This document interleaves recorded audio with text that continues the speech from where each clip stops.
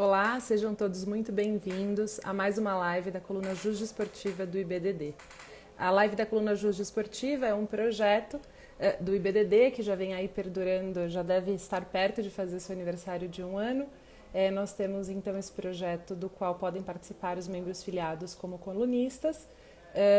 As colunas são publicadas todas as quintas-feiras e às terças-feiras, então nós temos aqui o nosso encontro da live da coluna Judesportiva. Hoje nós vamos conversar sobre o artigo O Enquadramento das Substâncias de Abuso e Seus Defeitos com os autores. Hoje será uma live diferente, com 2 autores, o Caio Medawar e a Raquel Lima. Eles já estão aqui na sala, eu vou colocá-los já para a gente ganhar tempo. Hoje eu estou aqui para ter uma aula de educação antidopagem. Os 2 especialistas, vamos lá, ver quem vai entrar primeiro.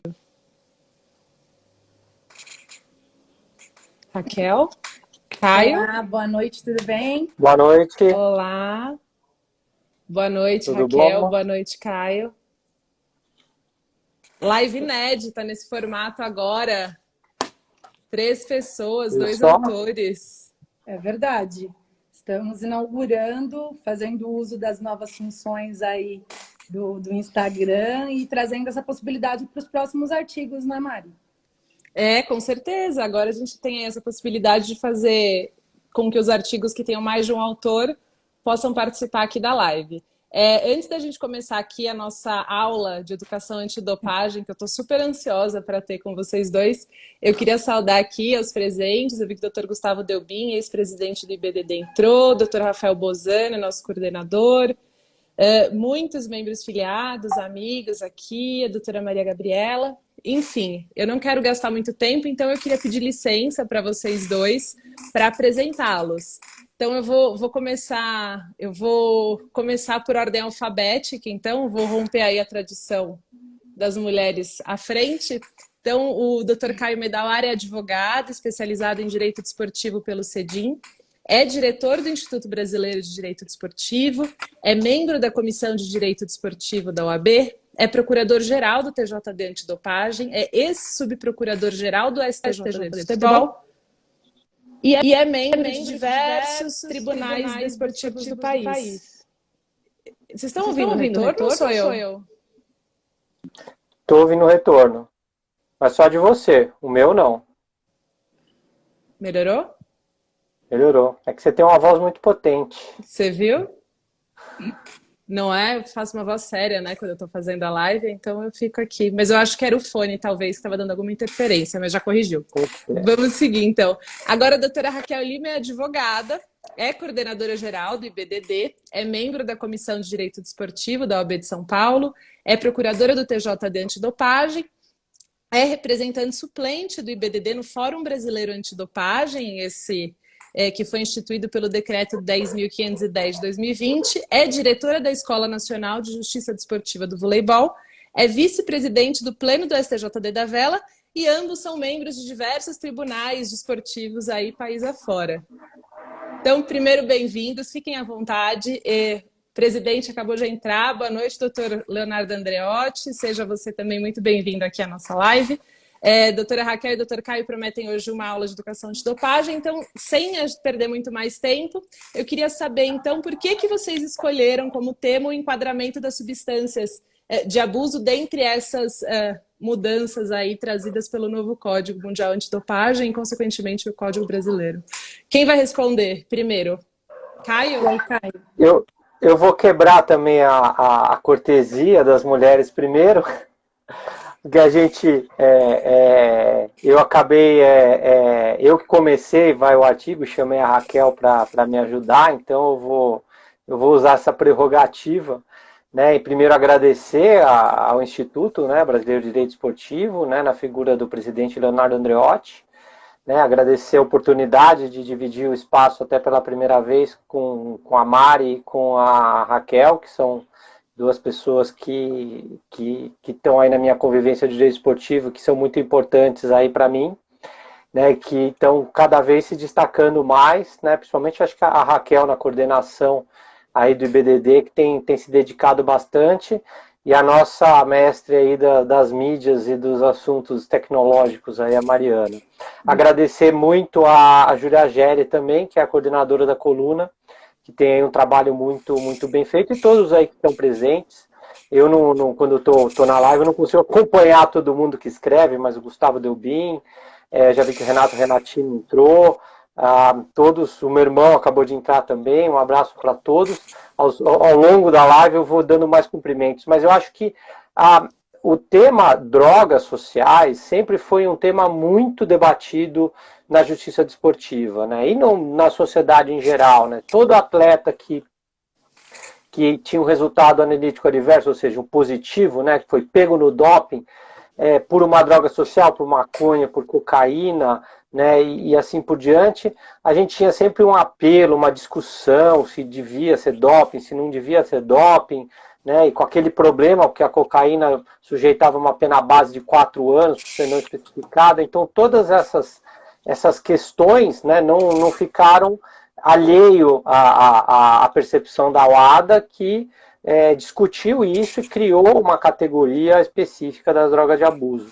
Então, a partir do momento em que se divulgou que haveria essa categoria, também começaram várias especulações de como seria, que se isso seria ou não uma lei mais benéfica para o usuário de droga que fosse pego. Então, todos esses aspectos, toda essa discussão, né, fez com que a gente achasse muito importante a gente trazer juridicamente como essa mudança foi feita, né? O que essa mudança implica e se realmente isso vai ser uma coisa que vai melhorar ou não, né? Porque tem muita gente achando que é só declarar que usa droga que isso já dá uma resolução automática. E a gente vai ver que não é bem assim. Muito legal. Eu esqueci de parabenizá-los pelo artigo. Eu li algumas vezes aqui para me preparar para estar aqui com vocês e ficou realmente muito interessante, muito bem escrito.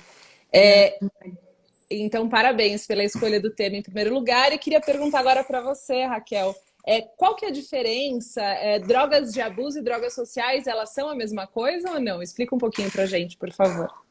Primeiro eu vou aproveitar o ensejo para cumprimentar a todos, cumprimentar meu presidente pelas oportunidades, né, por nos permitir aí adentrar esse mundo do DD de uma forma tão, né, prazerosa, fazer uso de tudo isso e o Caio, né? Na verdade, eu já tinha essa intenção de escrever sobre as drogas de abuso, e quando ele jogou lá no nosso grupo da Procuradoria se alguém tinha interesse em participar, eu não hesitei, porque já era uma intenção já quando a gente ficou sabendo das novas mudanças do Código. Também queria cumprimentar aqui o nosso ex-presidente, o conselheiro Gustavo Delbin, a nossa coordenadora Júlia Gelli. Obrigada, Mari, pela condução, pela parceria de sempre, por ser a nossa rainha das mídias sociais, é uma grande verdade, Caio. E também agradecer a oportunidade do Caio, meu procurador-geral, e pelo convite em escrever o artigo.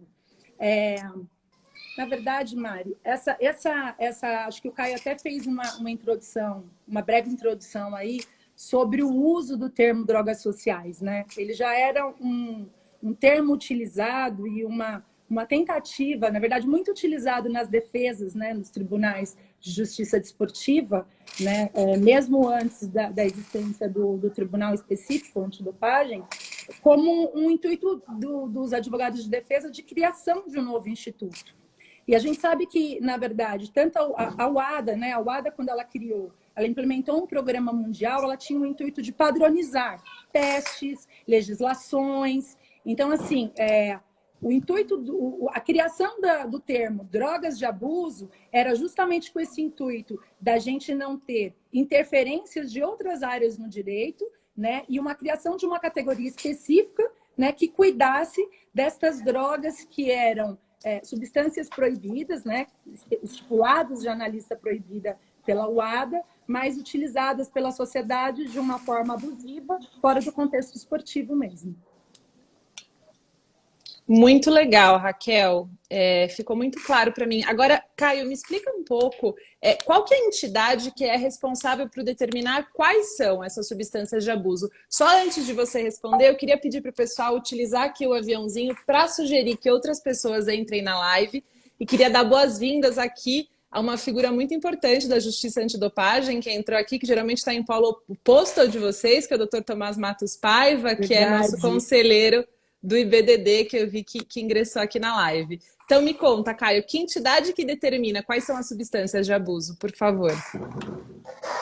Bom, essa é uma questão importante, porque, como a Raquel disse, a OADA fez uma disciplina das substâncias, criou um nome e disse: quem vai dizer o que é a substância de abuso sou eu.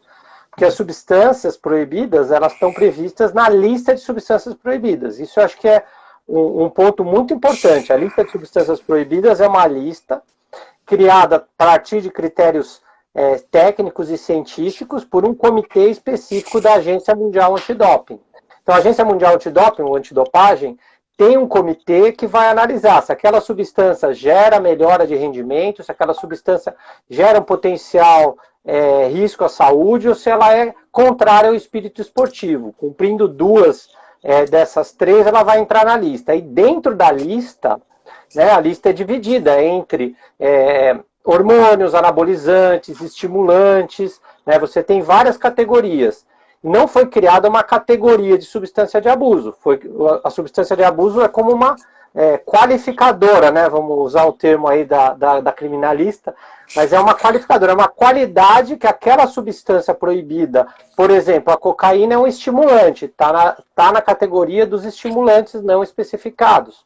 Né? Então, a Agência Mundial Antidopagem decide quais são as substâncias proibidas e ela decidiu incluir somente 4 substâncias consideradas drogas sociais em geral como substâncias de abuso, que são a cocaína, a maconha, o êxtase e a heroína. Então, essas 4 substâncias, quem decidiu foi a própria Agência Mundial Antidoping. Por que isso é importante? Porque antes de sair essa lista para 2021, havia muita discussão se qualquer droga que fosse considerada social poderia ser enquadrada, como a Raquel disse, né? Porque era sempre um pleito das defesas fazer isso. Né? Então, a OADA chamou para si essa responsabilidade de dizer assim, olha, dentro da nossa lex esportiva, dentro do meu guarda-chuva, dentro das minhas regras, né? Lembrando que o sistema OADA é um sistema que busca padronizar tanto as normas como os procedimentos de controle e testes no mundo inteiro. Então, sou eu que vou decidir quem vai poder ter uma redução, eventualmente, por droga de abuso. Né? Então, acho que isso é muito importante. Chegar a pessoa que tomou LSD, tá doidão, ela, em tese, não pode pedir o benefício da substância de abuso. O Caio, lembrando, inclusive, que é o que você está falando, que é um dos dispositivos do código, a inclusão, né, ou, na verdade, essa rotulação, essa capitulação como substância de abuso, a inclusão de novas drogas, tudo isso depende desse comitê responsável pela OADA mesmo. Então, isso não quer dizer que novas drogas não podem ser inseridas nessa lista que é publicada anualmente, né? Isso é uma possibilidade, mas hoje a gente... É a tendência, inclusive. Entendi. Raquel, aproveitando então as suas considerações, quais são os critérios para definição das infrações por substâncias de abuso? Então, na verdade, assim, você tem essa condição dela já estar considerada como substância de abuso na lista proibida, essa é a primeira situação, né? Que ela tenha sido, isso consta como condição, que o uso tenha sido em competição. Todavia, a gente sabe que é um período que ele é iniciado às 11h59 no dia anterior da competição, que só termina após o término da competição, inclusive da coleta, né, das amostras, mas que, independente do uso constar, ser feito, realizado fora de competição, quando a gente tem um RRA, resultado analítico adverso positivo, né, ele é considerado, né, até pela responsabilidade estrita, que o atleta ali fez uso, sendo essa um ônus da prova dele provar contrário, né?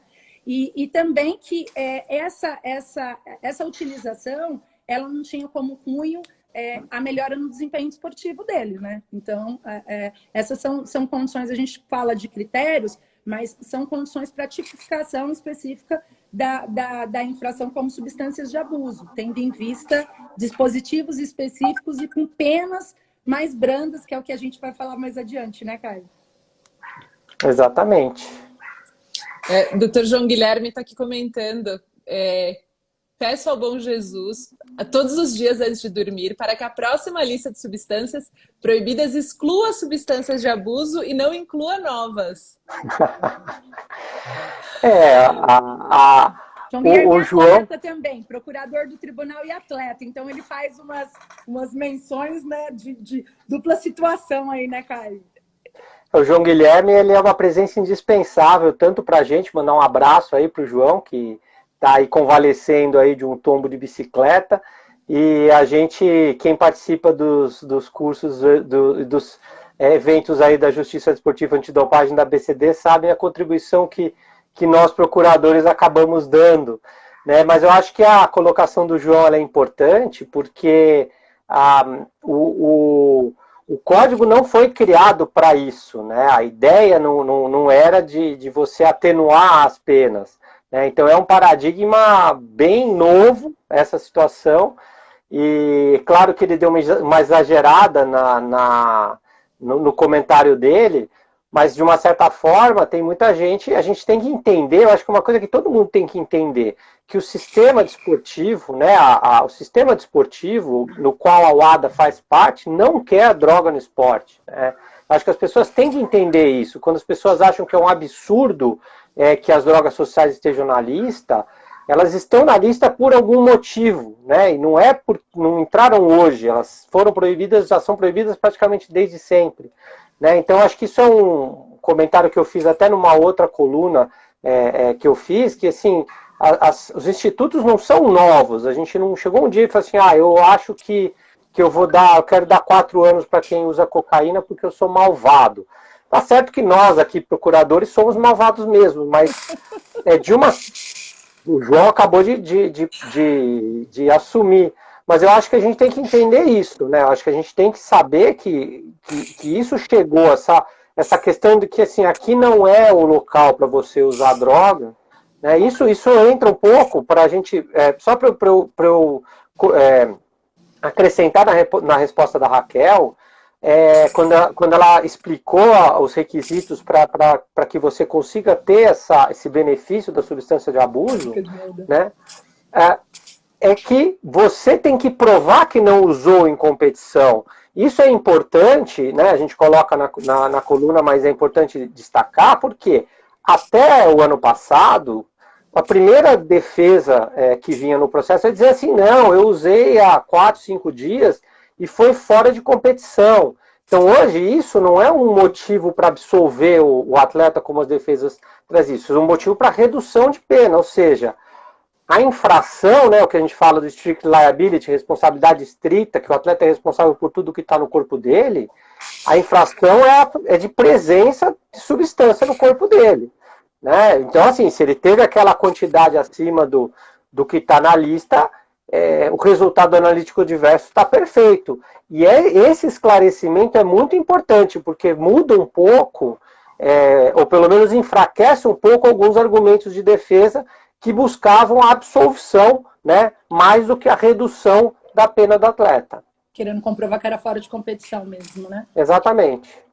Caio, eu acho que sem dúvida nenhuma, o valor do jogo limpo, eu acredito que ele tenha que ser cada vez mais ressaltado, tanto no que se refere à política antidopagem, quanto naquilo que eu gosto tanto de falar e estudar, que é o match fixing. Chegou aqui uma pergunta que foi direcionada aqui ao Dr. Caio. Aqui vieram vários comentários incríveis aqui. Delbin falou fábrica de maldade. É polêmico o assunto, né? Felipe colocou a vingança nunca é plena, matar uma envenena. E aqui deve ser minha xará, Mari também, Dias. Mandou uma pergunta aqui. Queria convidar também a usar a caixinha de perguntas que está aqui embaixo nos comentários. Hoje inverteu, né? Eu estou em cima, vocês estão embaixo, mas enfim, a Mari está perguntando. Dr. Caio, você acredita que o Instituto pode ser positivo para ajudar dependentes químicos a procurarem ajuda? Excelente pergunta. Mandar aí um abraço, já que houve aí algumas menções, mas o pessoal, as outras fábricas de maldade, né, que a gente tem, existe inclusive um grupo Fábrica de Maldades, mandar um abraço para os fabricantes, para os beneficentes, que eu tenho aí também, os beneficentes também são do direito esportivo, e o pessoal que trabalha aí nos tribunais comigo. A pergunta da Mari é importante pelo seguinte, né, a gente teve um julgamento de um atleta de cocaína, e uma das auditoras, a doutora Marta Wada, que eu não vi se ela entrou, mas se ela entrou, um abraço também. Ela trabalhou com dependentes, né, com isso no Rio de Janeiro, e ela disse que ela percebeu uma realidade que a gente tem no desporto, que é o atleta não admite, raramente o atleta admite que tem um problema, né, até por conta dele ser atleta, dele achar que... Né, então ele sempre acha que ele não tem um problema, né, que ele está sendo acusado injustamente, mas ele não tem um problema. Então, o primeiro ponto é que hoje... no caso de ser usuário. De ser usuário e dele precisar de um tratamento, exatamente. Eu tive um caso ainda no STJD do futebol, que era um atleta do Fluminense, né, também era cocaína, e o próprio clube trouxe, na defesa do atleta, um acompanhamento médico, do médico dizendo que não é o fato do atleta... não precisa chegar naquele ponto máximo da dependência para ele saber que ele tem um problema com droga, que às vezes muito antes dele ter todas aquelas síndromes de abstinência, ele já é um dependente, ele já tem que ter um tratamento. E os atletas não entendem isso. Na grande maioria, como eu escrevo no artigo, não prova que está em tratamento. Né? Fala, não, eu estou tratando, tem um papelzinho qualquer, ele não prova. Então, primeiro ponto, você trazer isso. E segundo, a permissão de redução de 3 meses para 1 ano quando ele comprova o tratamento. Então, hoje a ABCD... um mês, exatamente. Né? Você vê como a gente sempre pensa na pena maior, né? Então, quando a gente... para ele fazer essa prova, que é uma prova que ele vai ter que fazer no curso do processo, né? Ele precisa provar o tratamento. Então, ele necessariamente vai se forçar a, no mínimo, iniciar o tratamento. Então, ele tem que ser aprovado também, né, Caio? Exatamente. Então, ele ser aprovado o tratamento. Hoje, no último curso que a gente fez promovido pela ABCD, a ABCD já explicou que estão começando a cadastrar, né, a entidades que são ligadas dentro de um programa do Ministério da Cidadania. Então, assim, a ideia realmente dessa mudança eu vou te dar uma chance, certo? Eu vou te dar uma pena muito mais branda do que a pena normal, e se você provar que vai tratar, eu te dou uma menor ainda.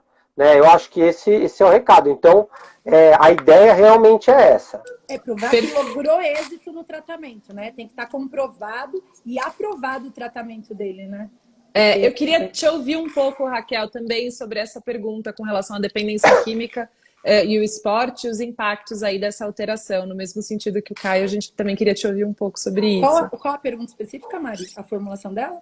A pergunta especificamente é com relação a atletas e dependentes químicos e o quanto esse Instituto Novo ele pode ser positivo para auxiliar essas pessoas a procurarem ajuda e entenderem que, de fato, elas têm aí um problema. Eu queria que você complementasse um pouco a resposta do Caio antes da gente avançar.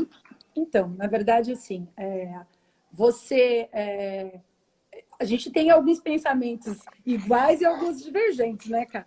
Em alguns casos específicos, a gente não nos cabe citar nomes, mas já participamos fizemos algumas denúncias com essas drogas específicas, substâncias de abuso que antes não tinham essa denominação específica.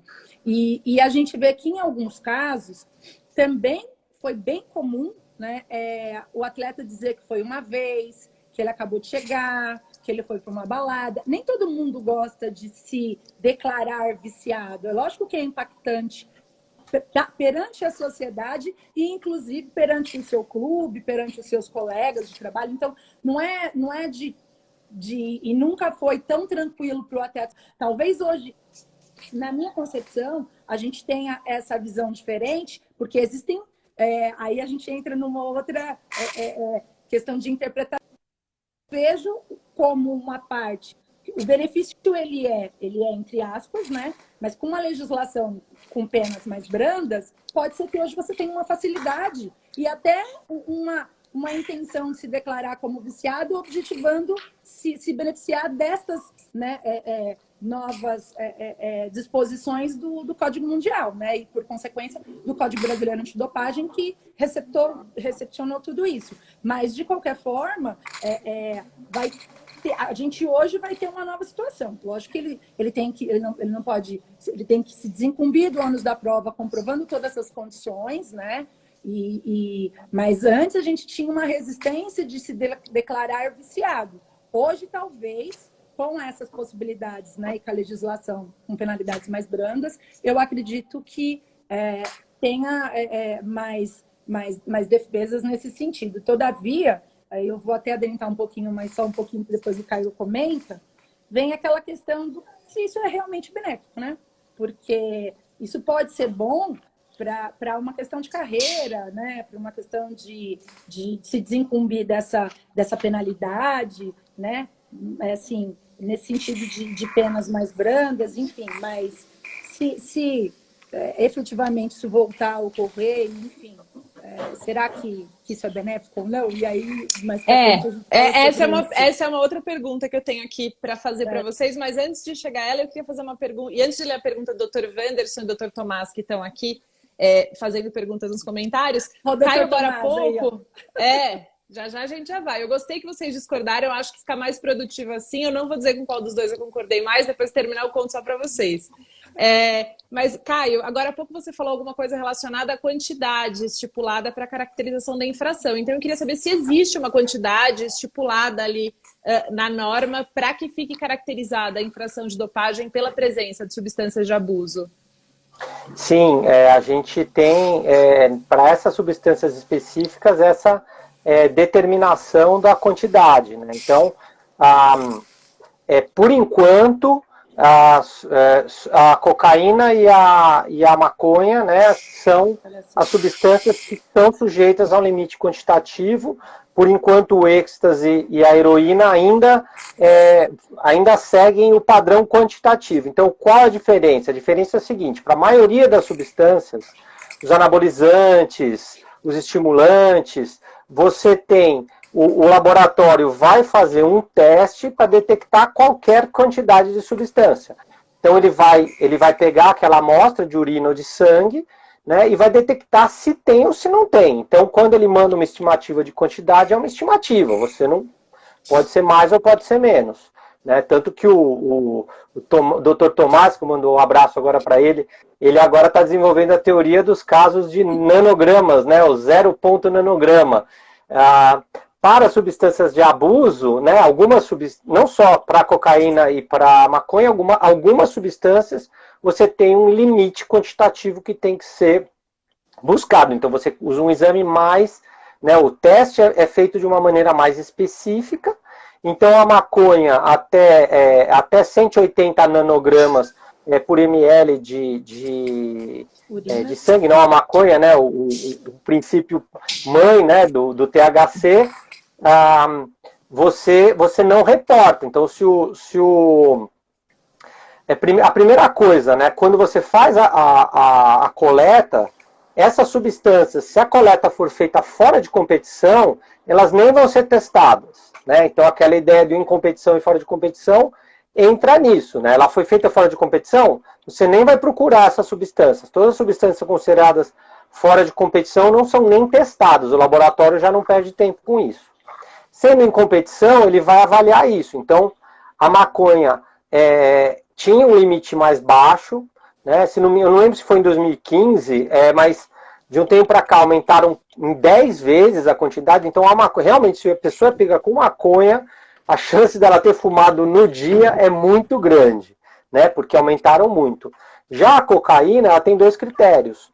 O critério da substância mãe, que é 10 nanogramas, mas como é uma substância que tem uma excreção muito rápida, né? Ela sai muito rápida, né? Você procura o metabólito, né? Então você tem uma quantidade diferente para o metabólito em relação à cocaína. Então, assim, sempre que essa quantidade for abaixo desse limite, que está numa.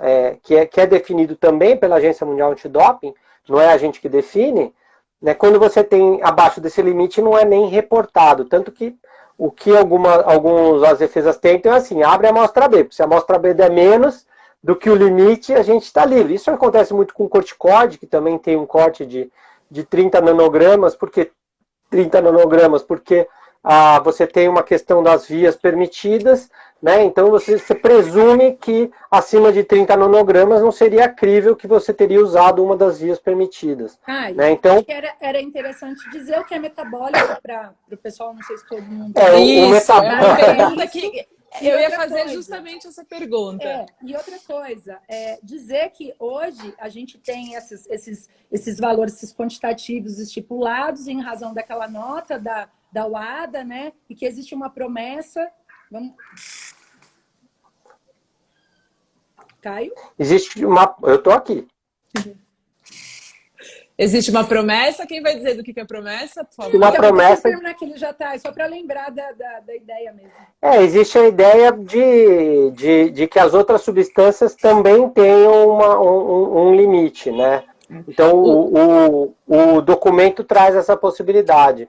A pergunta sobre o metabólito é interessante, porque o exame, né, o teste, que a gente chama que é o analítico, né, qual é a ideia de se testar através de padrões? É que você tenha um grau de certeza razoável de que aquele teste realmente identificou a substância. Então, como muitas vezes as substâncias são utilizadas muito antes da competição, muito antes do teste, você tem que procurar tanto a substância como resultado da metabolização daquela substância no organismo. Então, o organismo absorve aquela substância e aquela substância ela é transformada pela própria natureza, né, pela reação química que ela passa nas células, no próprio corpo da pessoa, né, quando ela vai surtir os efeitos. E muitas vezes é impossível você achar substâncias, mas você vai achar ou o resto da substância ou qual o resultado, né, do metabolismo, né, do que o metabolismo vai produzir e jogar na urina do atleta. Então, isso que significa o metabólito, né, que é o resultado, né, do processo que o seu corpo faz, né, tanto para absorver aquela substância, para utilizar a substância, como para expelir aquela substância. Então, o que é muito comum de se achar, né? Nos o mais comum é a gente achar o metabólito do que a substância original, né? Normalmente, a gente pega o resultado, né, analítico adverso, lá quando a gente vai fazer as nossas denúncias, e vê aqueles nomes imensos, né, de vários metabólitos. Se for anostrozol, estanozolol, nossa, esses então vêm nomes grandes, né? Então a gente sempre procura a gente não, né? O laboratório, né? O Dr. Henrique procuram tanto a substância mãe como os metabólitos. Ficou muito Espero ter sido claro. Ficou super claro, Caio. Muito, muito claro mesmo. Dr. Tomás fez um comentário aqui. São muitas perguntas e comentários aqui, tudo misturado. Eu vou tentar ler alguns comentários, depois subir de volta os comentários para chegar às perguntas. Então, o Dr. Tomás comentou: acho complicada a relação da quantidade com a utilização para efeito de performance em casos de substâncias de abuso. Muitas vezes o atleta usa de forma socialmente perto da competição, mas eventualmente pode não ser com efeitos de aumento de performance. Essa prova de fato negativo é muito complicada. Essa é a percepção, então, da defesa. E aí, tem aqui vamos para que a gente já vai... Caio, depois você bate no Tomás. Deixa a Raquel responder. Não, eu vou passar já para as perguntas que vieram. Só foi o comentário aqui que ele fez com relação a isso. E aí rolou aqui tá rolando um debate super interessante sobre o banimento de atleta reincidente. Mas depois a gente chega a ele. Eu vou ler aqui agora. Que é atleta, nosso colega de tribunal STJD Vôlei, tá fazendo um abraço pro aí, né, por aí. O pessoal tá aqui se engalfinhando aqui nos comentários, tô achando o máximo. O Dr. Wanderson Rocha, então, foi o primeiro a fazer uma pergunta. Ele fez uma pergunta nos seguintes termos: com o novo enquadramento das substâncias de abuso, caso tenha uma atleta que esteja cumprindo pena e no curso da instrução processual fique comprovado que ele era dependente, é possível reduzir a pena? Sim, muito boa a pergunta. Eu acho que esse que é o ponto principal. Tanto o atleta que está no curso do processo, como o atleta que já está cumprindo a pena, ele pode pedir a revisão dessa pena, né? Então, a gente, nos próximos meses, nas próximas semanas ou meses, a gente deve ter aprovação aí da revisão no âmbito da Justiça Esportiva Antidopagem, mas de uma certa forma já há movimentos tanto no Brasil como em outros países em relação a isso. O que a norma é bem clara é que esse atleta ele vai ter que fazer a mesma prova do atleta que é pego agora. Ele vai ter que chegar e fazer a prova assim, olha, eu tenho um problema, eu usei fora da competição, usei desvinculado da competição, eu usei essa substância, eu tenho realmente um problema, usei numa festa, aí leva testemunha, faz a prova que ele puder fazer, né? E porque, assim, vamos supor que o atleta não fez prova nenhuma, né? Pega um caso que ele não fez prova nenhuma, pegou 2 anos, 1 ano e meio, e aí ele vem fazer... já tenha julgamento, via de regra, e a gente já tinha como vários casos aí, que muitos, é o que eu acabei de mencionar há pouco, muitos não se declaravam como viciado. Então, talvez essa questão da sua, né, da posterior declaração, né, como viciado, vai muito também do convencimento do painel julgador quanto a essa questão, porque é fácil eu vir com um argumento posterior do que eu disse lá atrás, simplesmente, e não ter um conjunto probatório, que é o que você falou, que são as condições atuais para a caracterização do uso de substâncias de abuso e, principalmente, de ser viciado para se beneficiar desse programa, né? Então, eu acho que tem muito disso, porque muitos deles nunca se declaravam, né? Isso para a sua carreira não era, aos olhos, assim, uma coisa muito tranquila. Então, a gente não tinha muitos casos que eles se declaravam. Não, isso. E entra o comentário do Tomás. Só para concluir, o comentário do Tomás... Não, mas o comentário do Tomás tem exatamente a ver com isso.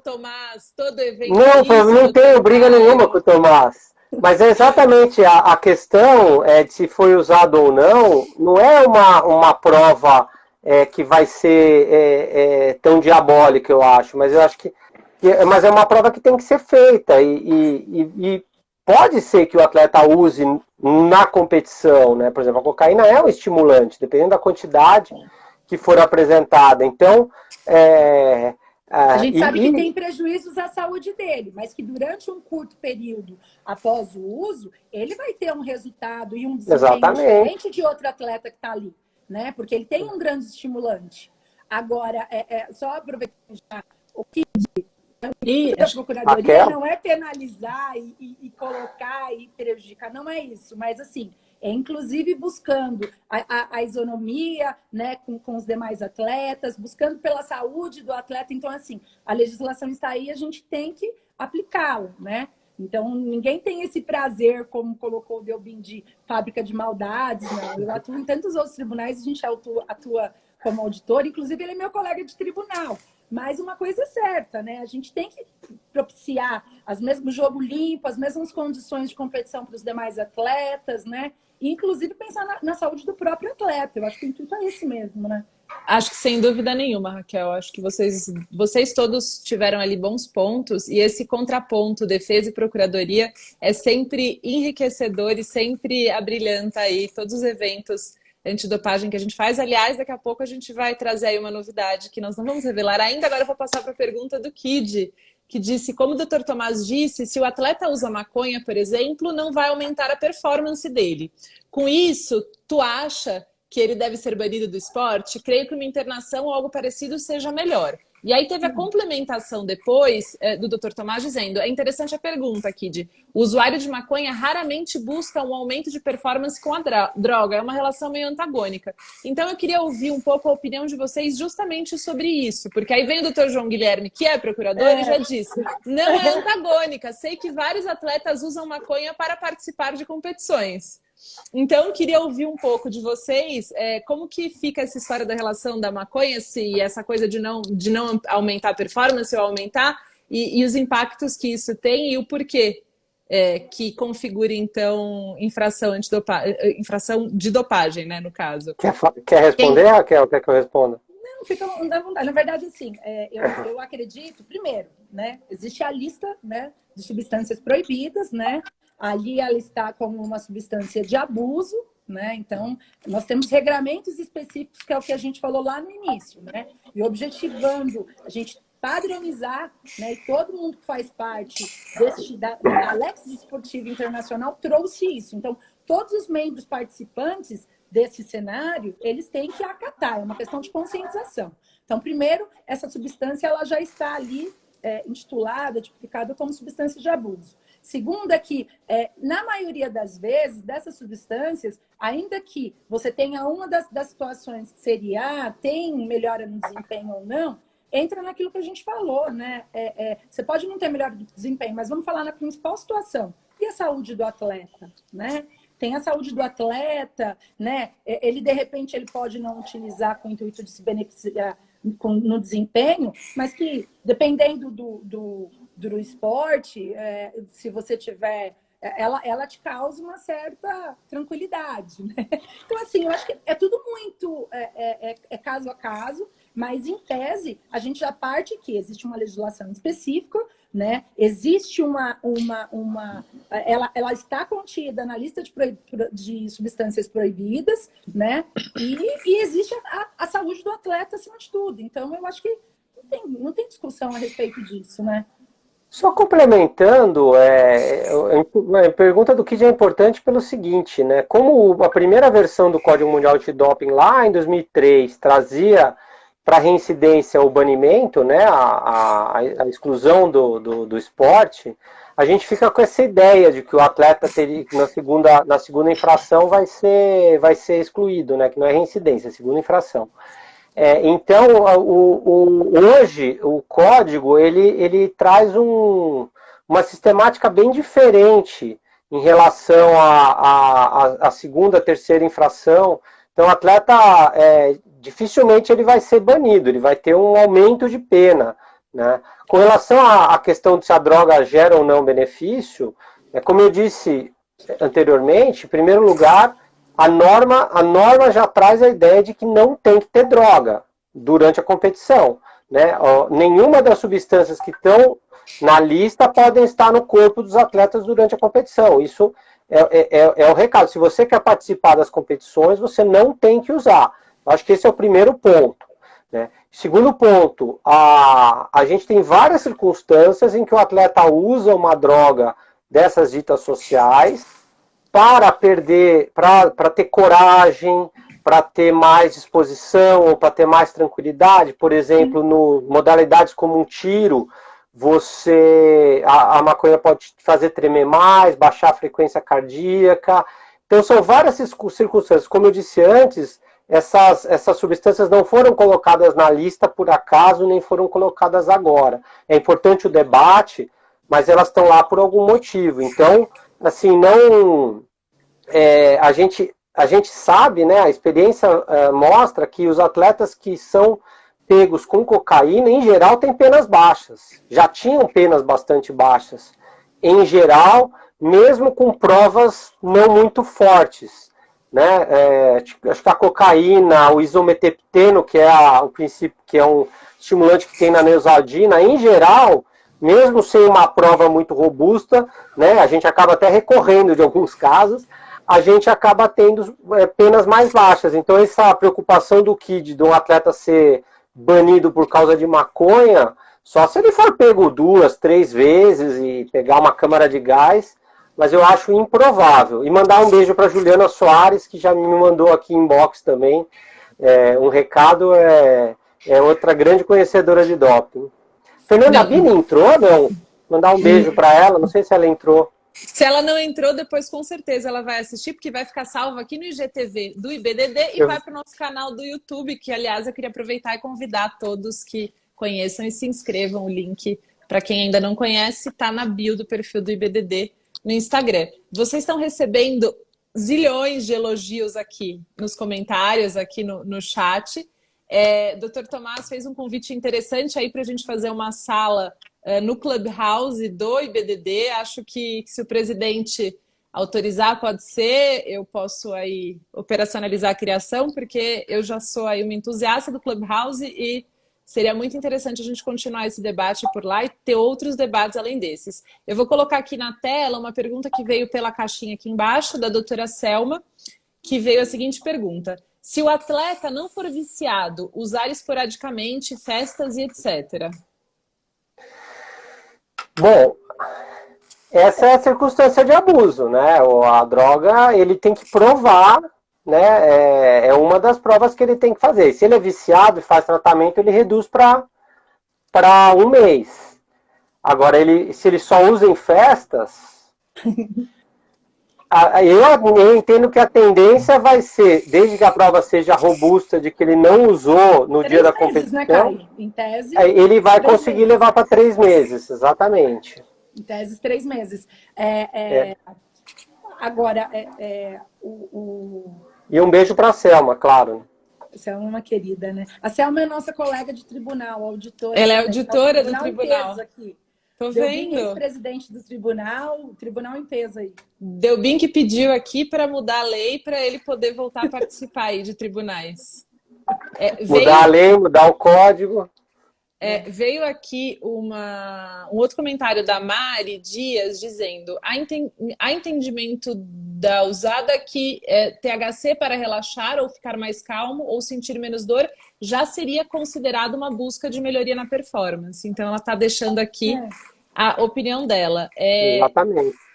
Acredito que eu consegui aqui ler e conhecer todos, falar aqui todas as perguntas, pelo menos. Aqui os comentários eu não consegui ler todos, porque foram realmente muitos. Foi uma live muito interativa. Eu queria convidar vocês dois para trazerem as considerações finais, mas isso não impede que venham outras perguntas para a gente continuar fazendo. A gente tem aqui ainda alguns minutos para chegar no nosso limite máximo aqui de tempo de live. Eu vou fazer minhas considerações, que na verdade seria o que motivou, inclusive, o nosso artigo, né, Caio? O novo código, ele é mais benéfico para os usuários, os atletas usuários de drogas de abuso? Isso daí foi o que a gente, quando estava escrevendo, colocou ele, não, é que eu entendo, aí a gente, na verdade, assim, eu tenho um entendimento, eu particularmente tenho um entendimento, se a gente for se ater, né, são duas situações, mas se a gente for se ater especificamente quanto à aplicação de uma penalidade, as penas são mais brandas, a gente tem a possibilidade de aplicação de um dos dispositivos das disposições transitórias, que é a Lex Mitchell, então você pode aplicar legislação, direito material da legislação anterior, se você achar que é mais conveniente ou não. Então, assim, esse leque de possibilidades, de novidades que trouxe, né, o Código Mundial, essa questão de reincidência, né, aplicação da legislação anterior, se isso já foi aplicado, e essa questão também do painel julgador entender se é mais benéfico para o atleta a aplicação da legislação anterior, toda essa questão da Lex Mitchell. Ele trouxe vários benefícios para o atleta no sentido de uma situação mais branda, né? Raquel? Menor. Oi? Acho que cortou um pouco o final, mas voltou. Ele trouxe uma possibilidade de uma legislação mais branda, né, com uma aplicação de penalidade mais tranquila. Agora, por um outro lado, vamos lá, doutor Caio. Por outro lado, a gente tem uma série de ônus que foram colocados nos ombros aí do atleta das defesas, né, aí do Tomás, né, do Franklin, do Bichara, que eles vão ter que se desincumbir, né? Eu cito no artigo, né, o atleta que for pego com cocaína, a cocaína é uma substância não especificada, ou seja, você parte da pena base de 4 anos. Né? Então, o atleta tem que provar, se ele tem que provar a circunstância de abuso, né, que já é uma prova que ele tem que fazer, que usou fora do contexto do esporte, e qual foi essa circunstância, né? Não adianta nada ele falar assim, não, eu não usei em competição, mas cheirava antes do treino para dar um ânimo. Não provou que é desvinculado do contexto esportivo. Né? É um exemplo, pode parecer bobeira, mas o pessoal toma cada coisa por aí, sem ler rótulo, sem nada, que nada surpreende. Né? Então, assim, ele já tem que comprovar isso, e aí, se ele não comprovar, ele vai ter que comprovar uma não intencionalidade. Né? Então, assim, por um lado, assim, para os atletas que conseguirem fazer essa prova, eu até concordo com a Raquel, ele vai conseguir uma pena mais branda. Mas, por outro lado, a gente não tem mais aquela ideia de que, então se ele fumou maconha uma semana antes, eu vou conseguir absolver o atleta. Isso não existe mais. Hoje está muito claro que, assim, você foi pego, seu resultado analítico adverso, a presença da substância está no seu organismo, strict liability, responsabilidade estrita, você cometeu a infração. Acabou, você vai ter uma pena. A gente só vai decidir se a pena vai de advertência a 4 anos. E no caso da substância de abuso, nem advertência, né? Porque você reduz só para 1. Né? Então, assim, existem detalhes que essa ideia, se vai melhorar ou não, vai depender do caso a caso. Mas, com certeza, essa situação que muita gente vinha defendendo até o ano passado, de que iria haver uma revisão em massa, né, ou que seria uma pena de 3 meses automaticamente, isso não vai acontecer. Então, eu acho que é muita calma para a gente querer dizer, né, ou simplesmente dizer a lei é mais benéfica. A lei não é mais benéfica, ela traz a possibilidade do atleta conseguir mais reduções. E essa possibilidade demanda a prova. Né? O ônus da prova é sempre a defesa, né, vai ter muita dificuldade para alguns casos. Né? Isso a gente fala pela experiência que a gente tem aí de vários casos que o atleta chega e não traz nenhuma declaração médica, não traz uma testemunha que estava com ele na festa. A gente já viu casos do caso aceitar o depoimento de uma moça que declarou que beijou o fulano, que usou cocaína, era um tenista, se não me engano, né, famoso. Né, isso foi aceito. Né, então, assim, existe possibilidade, mas tem que ser feita essa prova. Né, não adianta só alegar. O código fala muito em prova corroborativa. Né, isso a gente põe muito nas nossas denúncias. Tem que ter prova corroborativa das alegações. É isso. Muito bom, muito interessante. Deixa eu ver se chegou aqui mais alguma pergunta.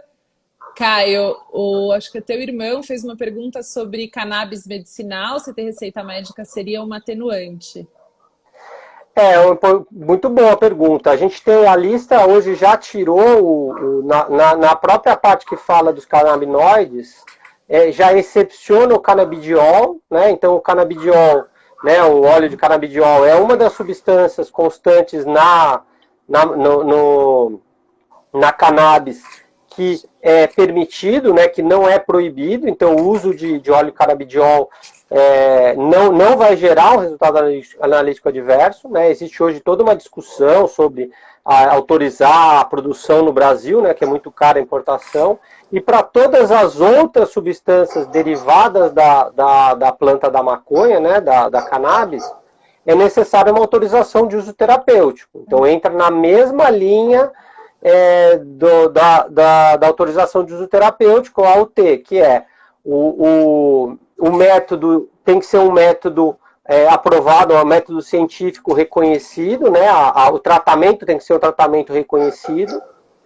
Tem que ser um tratamento, tem que ter uma certeza razoável de que não há outra alternativa de tratamento em relação a aquela pessoa. Então, assim, já tem que ter uma prova médica, tanto que quem assina o pedido de autorização de uso terapêutico é o médico, não é o advogado. Né? Eu atuei num caso antes de entrar no tribunal que a gente recebeu o formulário, já começou a preencher, aí estava lá, a assinatura do médico. Né? Então a gente teve que ir atrás do médico, pedir para o médico preencher. Então é uma prova médica. Então essa prova médica envolve todos esses requisitos, né? De que não existe outro tratamento. Então vamos supor que o atleta tem um problema degenerativo, né? Alguma doença degenerativa, que são doenças muito comuns de se tratar com objeto de cannabis. Ele vai necessariamente ter que mostrar que o tratamento já está aprovado e que os outros tratamentos não funcionam mais, né? Ah, tratamento experimental, esquece, não vai aprovar, né? Só para encerrar essa resposta, tem muito produto, né, à base de canabidiol, que está contaminado com os outros princípios da planta, né? Então é um outro problema que as defesas vão ter aí se comprar um produto que não seja 100% puro de canabidiol. Perfeito, Caio, ficou muito claro. Eu queria agradecer vocês dois pela aula, falei várias vezes isso no começo, pela aula aí de educação antidopagem que vocês nos deram. Dizer quem não teve a oportunidade de acompanhar essa live muito rica do começo até o fim, ela vai ficar disponível no IGTV do IBDD aqui no Instagram, e também em alguns dias ela vai para o canal do IBDD no YouTube. E aí, queria pedir então, Raquel, para que você convide o pessoal aí, quer falar um pouco sobre o evento que vai ter? Na verdade, eu queria aproveitar o ensejo para dizer que a gente vai convidar os filiados já inscritos, né, para participarem do nosso encontro inaugural do grupo de trabalho do Fórum Brasileiro Antidopagem, no próximo dia 31. E os demais interessados em participar do nosso grupo de trabalho, eu acredito que teremos novas aberturas aí para participação. Não percam. Eu acho que vai ser um trabalho muito produtivo, muito interessante. A gente vai iniciar aí os trabalhos falando e estudando sobre as novas alterações do Código Mundial Antidopagem. O Dr. Caio faz parte, né? A gente vai trazer uma super convidada que vamos aguardar aí a divulgação do IBDD, e será muito interessante. Também queria aproveitar aqui o ensejo e agradecer uma grande parceira do Instituto, né, a Autoridade Brasileira de Controle Antidopagem, que divulgou a nossa live, né, o nosso conteúdo, e que fez parte hoje do calendário brasileiro antidopagem. Então, queria agradecer a Luísa Parente, responsável, a doutora Fernanda Bini, e o nosso instituto, todos aí, o presidente, todos os membros, coordenadores, diretores, porque a cada dia o IBDD não para, né, Mariana? O IBDD não para, o IBDD não para. O IBDD não para. Obrigada, viu, gente, pela oportunidade. Queria agradecer a todos os presentes. Esse encontro do Grupo de Trabalho Antidopagem inaugural, acredito que não será transmitido, então será um encontro exclusivo para membros filiados. Então, queria convidar todos aí que se interessaram pelo assunto, que se filiam ao IBDD, é só entrar no link da bio, tem o WhatsApp do IBDD, a API, para entrar em contato direto para afiliação, e também para entrar no site, enfim, e que se filiem, que conheçam e que participem, que aprendam cada vez mais aí com essas feras. Então, todos os nossos benefícios, né? Além de tantos outros, né? Estou só aproveitando esse aqui para lançar esse convite. Então, muito obrigada, Caio, muito obrigada, Raquel. Saio daqui sabendo muito mais do que eu sabia quando começamos. Queria agradecer todos os presentes. A gente teve aqui uma audiência bem alta e muito qualificada o tempo todo. Então, muito obrigada a todos e desejo a todos uma boa noite. Obrigada, gente. Boa noite. Obrigado. Boa noite, Mari.